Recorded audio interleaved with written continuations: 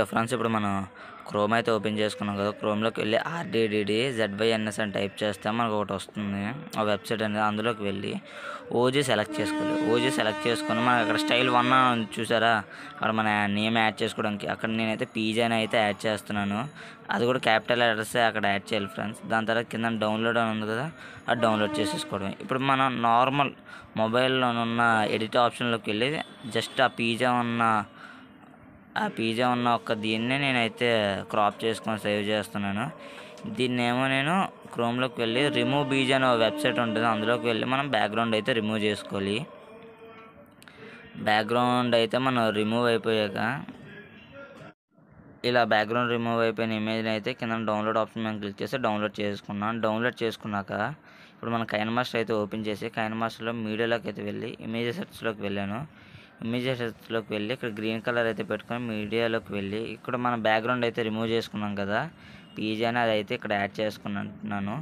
Add చేసుకొని ఇది correct మిడిల్లో పెట్టుకొని దీన్ని నేను క్యాప్చర్ అండ్ సేవ్ మీద క్లిక్ చేస్తున్నాను. ఇప్పుడు కింద ఉన్న లేయర్ రిమూవ్ చేసి పైన ఉన్న లేయర్ అయితే నేను ఇప్పుడు ఇక్కడైతే యాడ్ చేసుకుంటున్నాను. యాడ్ చేసుకొని మధ్యలోకి వెళ్ళి ఇక్కడ లూమా ఫీడ్ అని ఉంటుంది, లూమా ఫీడ్లోకి వెళ్ళి ఫస్ట్ అయితే ఇస్తున్నాను.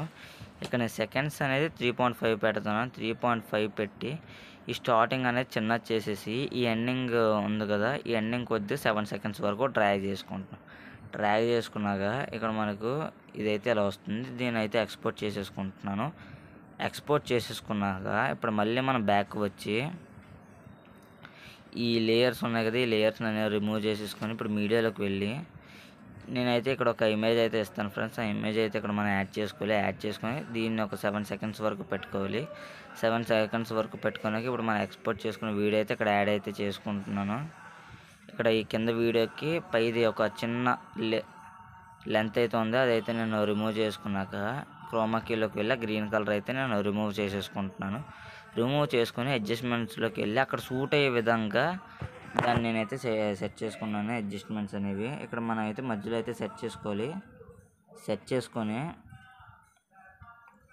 ఇలా అయితే పెట్టుకున్నాక మీడియాలో స్టిక్కర్స్లోకి వెళ్ళి ఇక్కడ రెయిన్ అనేది అయితే ఉంటుంది, రెయినీ డేస్, అందులోకి వెళ్ళి ఇదైతే యాడ్ చేసుకొని దీన్ని మనం క్రాస్గా అయితే పెట్టుకోవాలి. క్రాస్గా పెట్టుకొని పెద్దది చేసుకోవాలి, బాగా ఉన్నది ఇంకా పెద్దది చేసుకొని ఆల్ఫాలోకి వెళ్ళి దీన్ని యొక్క ఒపాసిటీ అనేది తగ్గిస్తున్నాను.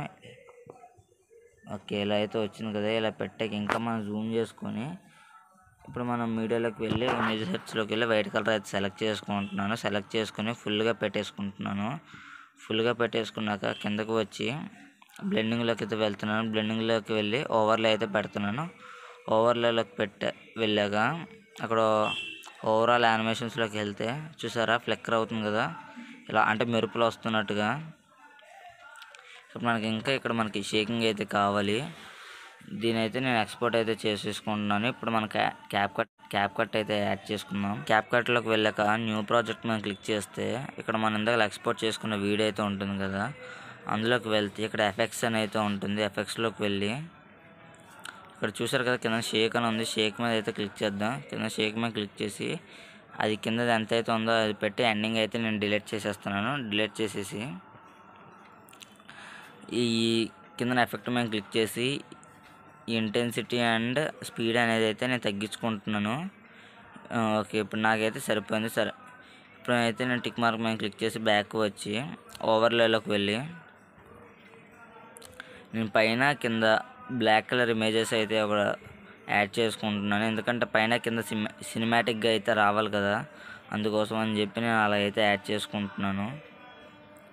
ఓకే, ఇలా యాడ్ చేసేసుకున్నాను కదా పైన ఒకటి. ఇప్పుడు దీన్ని అయితే నేను డూప్లికేట్ చేస్తున్నాను. డూప్లికేట్ చేసి ఓకే డూప్లికేట్ చేసి దీన్ని కూడా ముందుకు డ్రాగ్ చేసుకొని పైనుంచి తీసి కింద పెడుతున్నాను.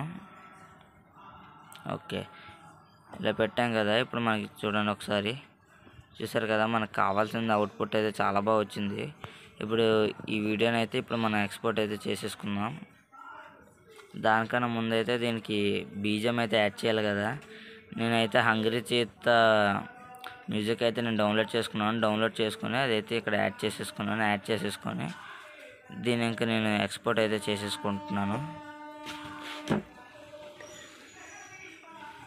చేశారు కదా, ఈ ఎక్స్ట్రా పార్ట్ అనేది మనం డిలీట్ చేసేసుకుంటున్నాం. డిలీట్ చేసుకొని ఇంకా మనం దీని అయితే ఎక్స్పోర్ట్ అయితే చేసేసుకున్నాం.